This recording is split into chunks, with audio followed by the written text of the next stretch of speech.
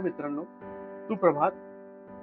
मस्तपैकी आलू पराठ्याचा नाश्ता आता केला आहे आणि आता आपण निघणार आहोत काठमांडूच्या सफरीला.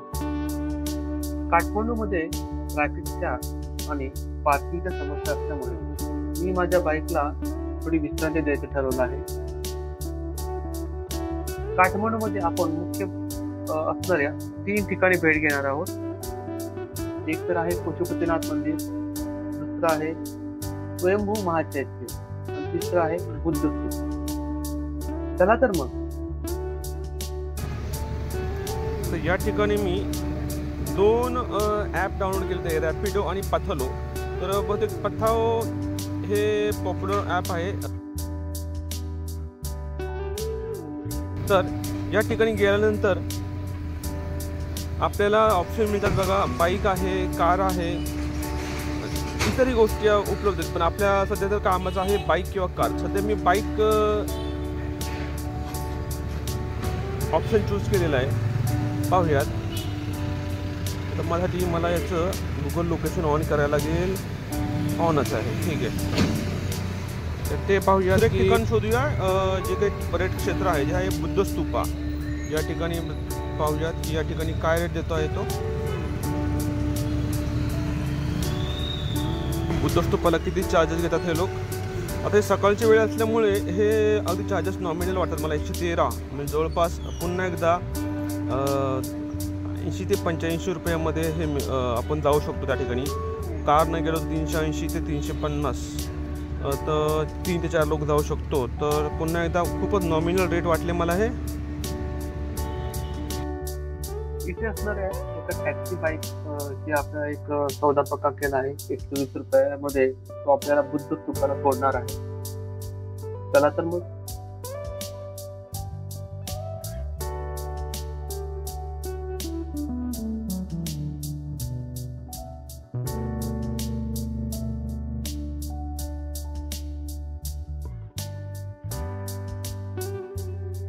आज वर्किंग डे असल्यामुळे या ठिकाणी जे युजल ऑफिस गोईंग पब्लिक आहे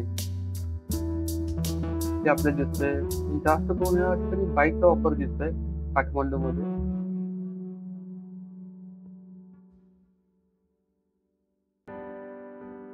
साधारण 20 मिनिटांमध्ये आपण पोहोचलो आहोत बुद्ध स्तूपा या ठिकाणी. आता बाईकला करूया टाटा बाय बाय. मी तिकीट खरेदी केलं आहे. तर तिकीटाची किंमत आहे 100 रुपये नेपाळ रुपये. तिकीट खरेदी केले आहे आणि आपण आपल्याला एंट्री मारूया.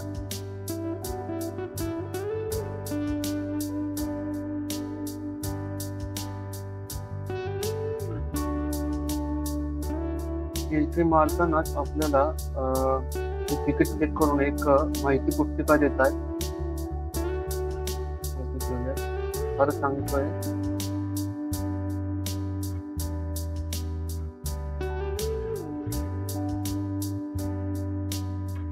मी आतापर्यंत भेट घेतलेल्या स्तूपापैकी हा सर्वात मोठा बुद्ध स्तूप आहे.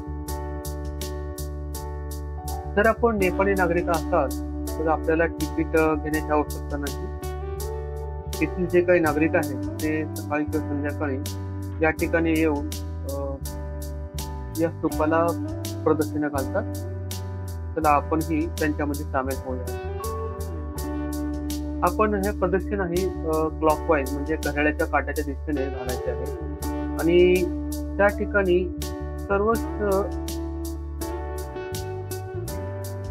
बाजूला त्या बुद्धिस्ट प्रेयर व्हील्स आहे लहान लहान. ते प्रदक्षिणा घालता घालता आपण फिरवायचे असतात. चला आपण ही करूयात. त्या स्तूपाच्या आसपास बरेचशी हँडीक्राफ्टची वगैरे दुकानं आहेत. आपण त्याच्याकडे मोर्चा वळूयात. पण सर्वप्रथम ही प्रदक्षिणा पूर्ण करूयात. जेवढं शक्य आहे तेवढं हे लोक जे काय प्रेयर व्हील्स आहेत त्यांना फिरवत फिरवत प्रदक्षिणा पूर्ण करतायत.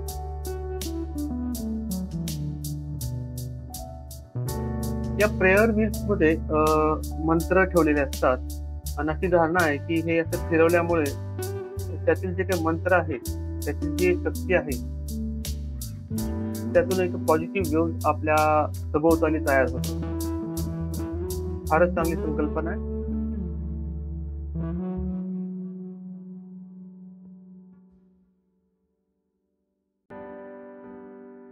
या ठिकाणी आपण पाहत आहोत एक खूप मोठी घंटा आहे आणि शेजारीच एक मॉनेस्ट्री आहे. 2 मजली मॉनेस्ट्री आहे.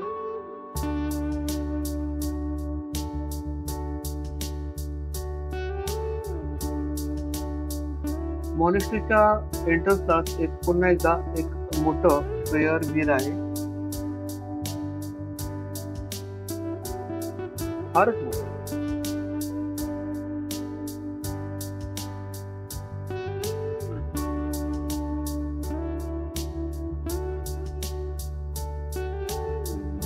चला आपण देखील त्या प्रेयर व्हीलला प्रदक्षिणा घालूया आणि ते फिरूयात.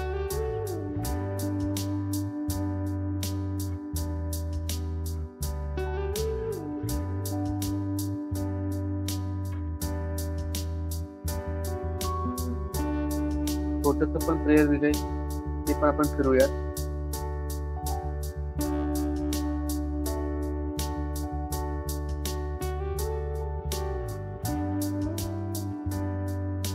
आता आपण पहिल्या मधला जात आहोत. त्या ठिकाणी मुख्य मॉनेस्ट्री आहे. त्या ठिकाणी फोटो आणि व्हिडिओग्राफी अलाउ नसल्यामुळे मी तुम्हाला हे बाहेरूनच झूम करून दाखवतो. ही काय बुद्धाची मूर्ती आहे. इथून बुद्ध स्तूपाचं दृश्य अगदी विलोभनीय आहे.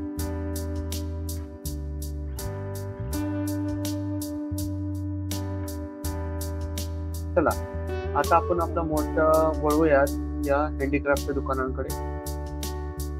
इथं बरेचसे नॅचरल स्टोन्स आहेत, त्याच्यापासून बनलेल्या माळा आहेत, किचन्स आहेत, सोव्हिनियर्स आहेत. म्हणजे आपण एक आठवण म्हणून आपल्या घरी येतो, या ठिकाणी आपण भेट दिली आहे म्हणून. फ्रीज मॅग्नेट्स आहेत, रिच बँड आहेत. हो, खूपच खतरनाक आहे. काही धार्मिक कॅलेंडर पण आहे, त्या ठिकाणी फोटो आहेत. बुद्ध स्तूपाला भेट दिल्यानंतर आता आपण निघालो आहोत जगप्रसिद्धाच्या पशुपतीनाथ मंदिराकडे. ते तिथून जवळपास 1 ते 1.5 किलोमीटर अंतरावरतीच आहे. पशुपतीनाथ मंदिराकडे जाण्यासाठी 2 मार्ग आहेत. त्याच्याला आपण मागच्या बाजूचा मार्ग निवडला आहे. त्या मार्गे गेल्यानंतर आपल्याला सर्वप्रथम गुहेश्वरी देवीचं दर्शन होईल. त्यानंतर आपण पुढे मार्गक्रमण करणार आहोत.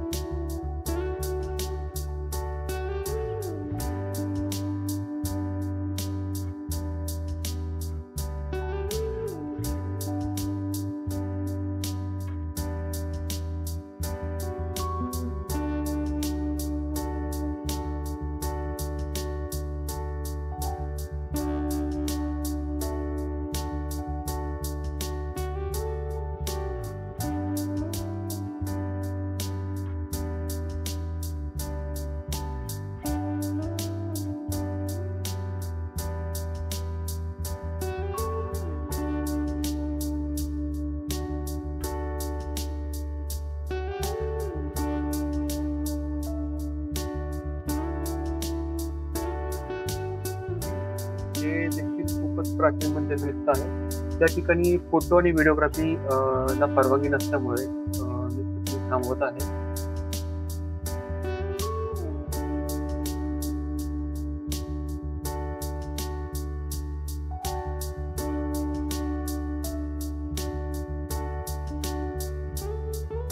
त्यानंतर थोडं अंतर पुढे गेल्यानंतर आपण गोरखनाथ मंदिराला भेट देत आहोत.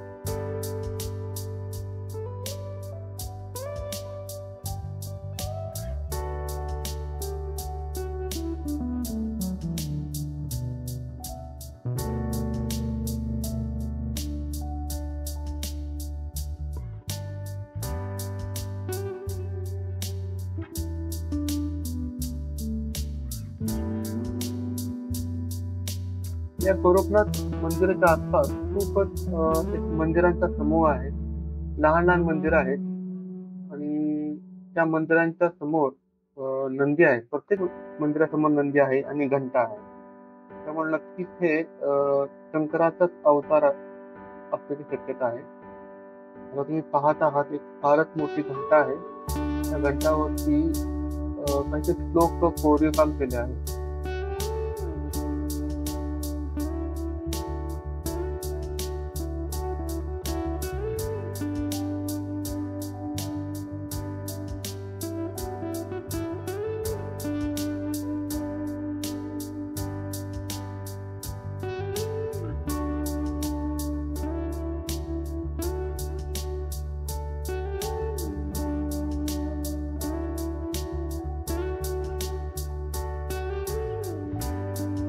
एक सलग असा मंदिरांचा समूहच आहे या ठिकाणी. आणि या मंदिराच्या एंट्रन्स वरती अशा प्रकारचं कोरीवकाम केलं आहे. आता हे मंदिर जे आहे खूपच प्राचीन असणार आहे, तरी देखील आज देखील यातील कोरीवकाम आपल्याला अचंबित करून सोडतंय. खूपच बारीक काम आहे. आकाशचे नागदेवता दिसतोय, गरुड आणि एक प्राणी यांचं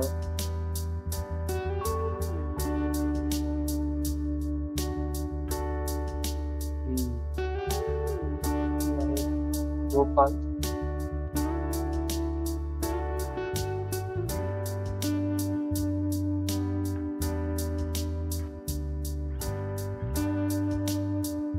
आणखी पुढे गेल्यानंतर आणखी अशाच प्रकारच्या मंदिराचा समूह दिसतोय आपल्याला. प्रत्येक मंदिराच्या बाहेर मग सांगितल्याप्रमाणे नंदी आहे आणि घंटा आहे. सर्व मंदिर एकसारखीच आहे.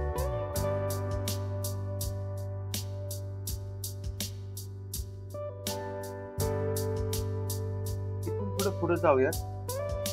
इथून पुढे गेल्यानंतर थोड्या पायऱ्या उतरल्यानंतर आपल्याला मुख्य जे पशुपतीनाथ मंदिर आहे त्या मंदिराचं दर्शन करतोय.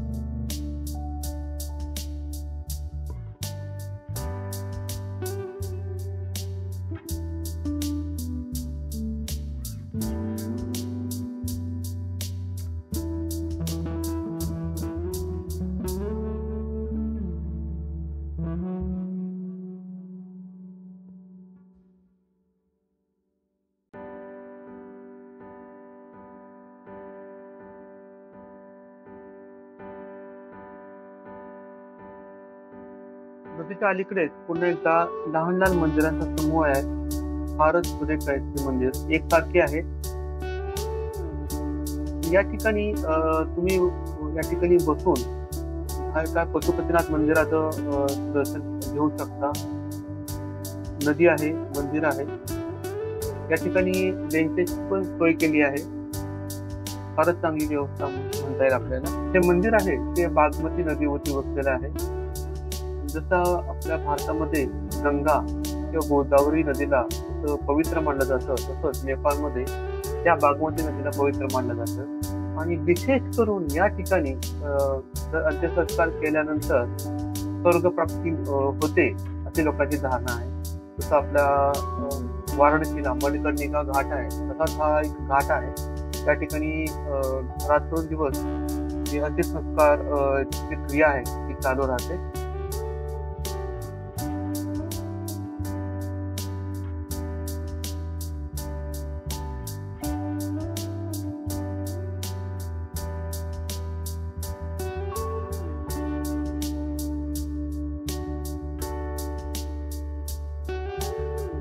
आपण हा छोटासा जो काही पूल आहे तो पार करूयात आणि मुख्य मंदिराकडे जाऊया.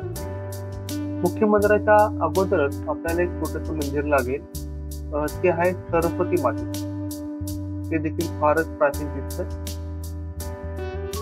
सरस्वती मातेचं दर्शन घेऊयात आणि आता मुख्य मंदिराकडे जाऊयात. आताच मी श्री पशुपतीनाथाचं दर्शन घेतलं आहे. त्या ठिकाणी आपल्याला तिन्ही बाजूनं दर्शन घेण्याची सोय उपलब्ध आहे आणि त्यामुळे मी खूपच प्रभावित झाले आहोत.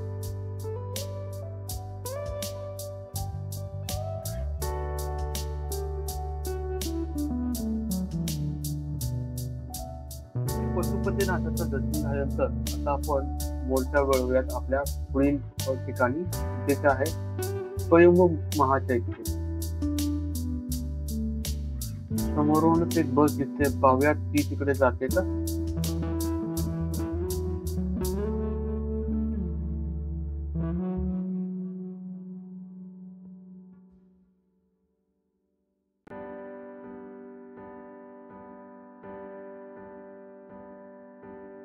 आपण पोहोचलो आहोत स्वयंभू महाचैत्य त्याच्या गेटला.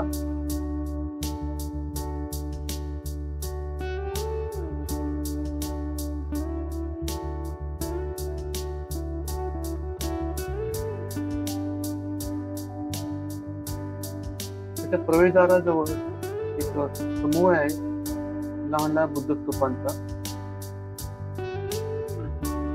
त्यानंतर थोडं पुढे गेल्यानंतर काही पायऱ्या चढल्यानंतर आपल्याला त्या 3 बुद्धांच्या सुबक मूर्ती दिसत आहेत आणि त्यानंतर आपल्याला बऱ्याचशा पायऱ्या चढाव्या लागतील असं दिसतंय. चला तर चढूया.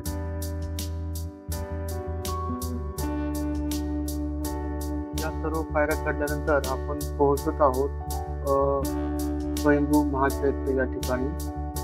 त्या ठिकाणी आपण पाहत आहोत की लहान लहान मंदिरांचा समूह आहे. सर्व काही या दगडामध्ये कोरीवकाम केले आहे.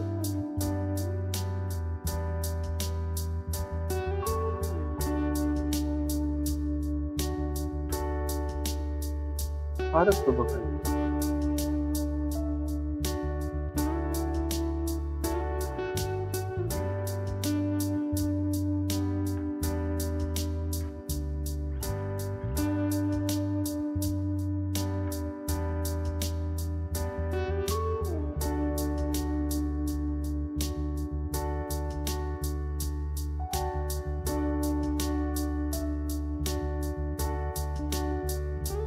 हे आहे मुख्य स्तूप.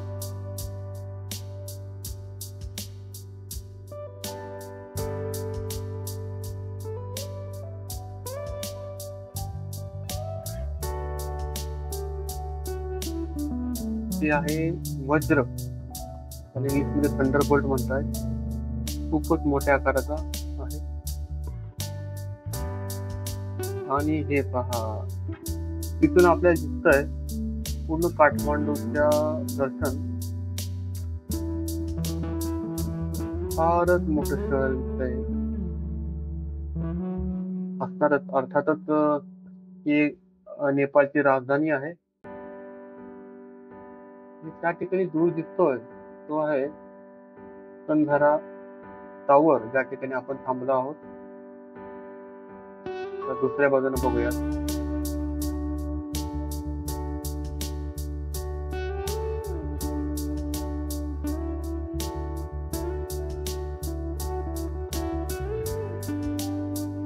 हे आहे आयकॉनिक दरबार.